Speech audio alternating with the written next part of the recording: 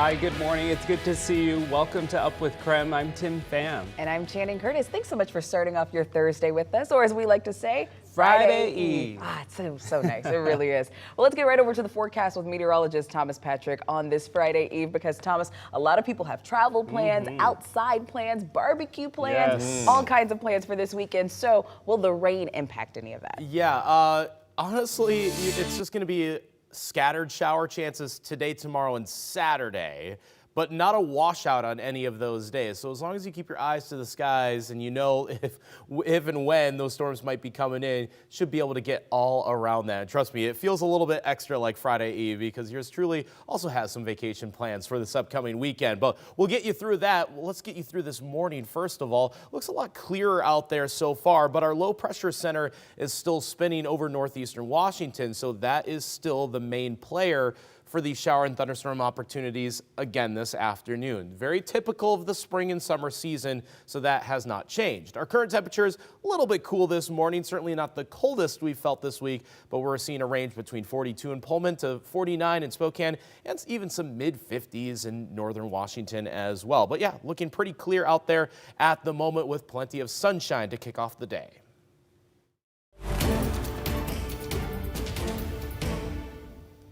Today is a day of remembrance for Madison Mae Mogen. She's one of the 4 University of Idaho students who were tragically killed this past November. Maddie would be turning 22 today, so to mark this occasion, her family is asking people to remember her by doing random acts of kindness. This is to help continue her mission because, like her family says, Maddie dedicated her life to spreading joy and kindness. So they're asking everyone to just be kind to one another today, and then to share your acts of kindness on social media with the hashtag Maddie May Day. In the meantime, there are some new developments in the case to get justice for Maddie, as well as the 3 other University of Idaho students who were murdered. Up With KREM's Brandon T. Jones is in the newsroom right now with the very latest for us. And Brandon, you've actually learned a new claim was filed in court. Good morning.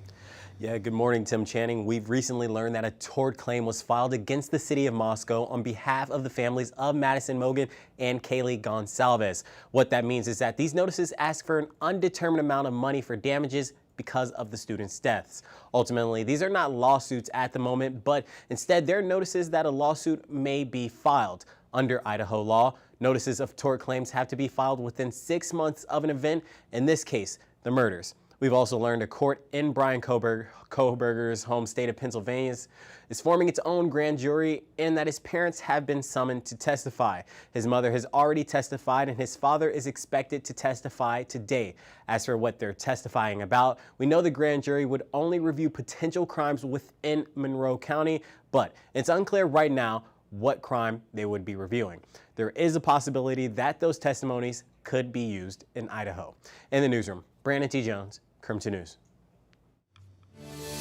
The Spokane Police Department will soon be using a new tool to restrain people being taken into custody. Well, the department put its $76,000 order for the new devices less than 24 hours ago, and the purchase includes 40 wrap restraints with protective helmets and 200 ankle straps. The restraints would primarily be used on people who are already in handcuffs but become, quote, out of control.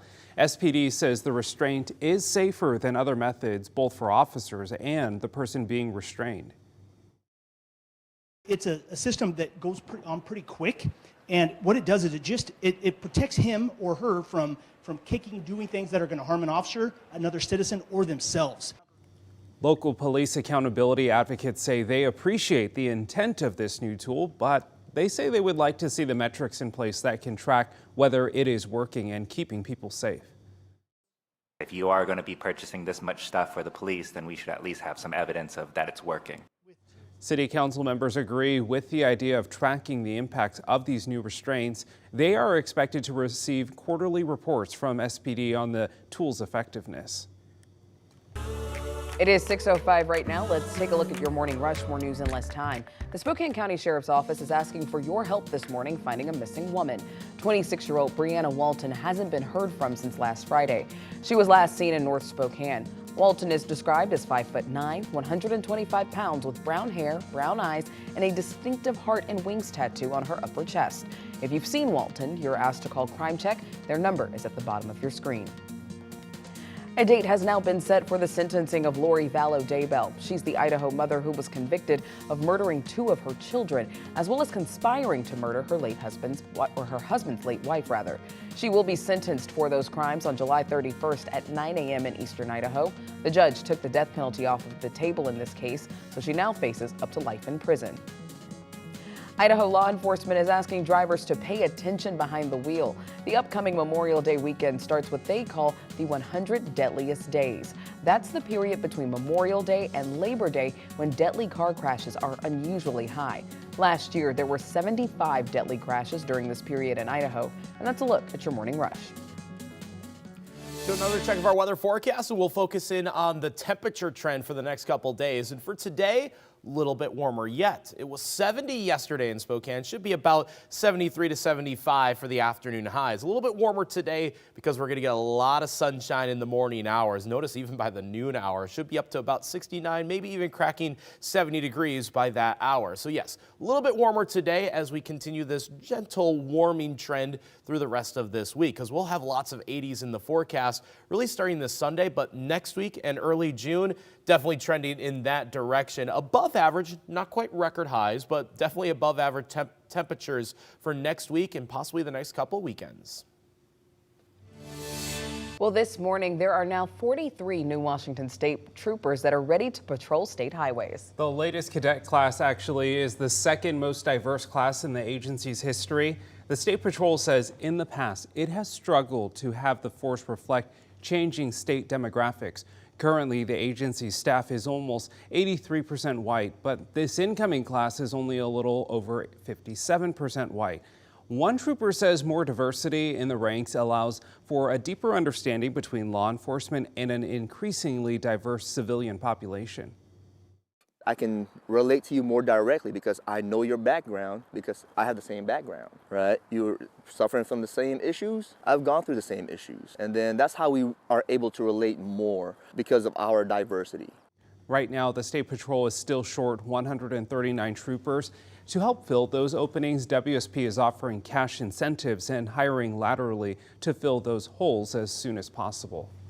Well, Washington farmers are fuming this morning. They are being hit with a fuel surcharge they shouldn't be paying. So in 2021, lawmakers passed the Climate Commitment Act, designed to lower greenhouse gases by 95%. But farmers say they're the ones who are actually paying that price. Harmony Dairy Farm in the Skagit Valley is paying a fuel surcharge of $400 to $500 a day. State law says that farmers are exempt from that charge, but some fuel suppliers are still charging it. The surcharge is part of a Cap and Invest program to cut carbon in the environment run by the Department of Ecology. It's frustrating because here we work every day of the week, just hour after hour, trying to keep the farm afloat, and then all these extra burdens keep getting placed on us. And, it gets discouraging. A Department of Ecology official says the agency is trying to educate fuel suppliers that they shouldn't be issuing the surcharge. They say at least 2 major suppliers are now complying. Meanwhile, wildfire season is knocking at our door. To help prepare for peak wildfire season, the Idaho Department of Lands is encouraging people to sign up for their wildfire alerts. The alert service sends text or email updates about wildfires in your area. So you can sign up for alerts in a specific area near where you have property. You can get alerts that cover all of the protection areas we have, all the areas we're protecting from wildfire.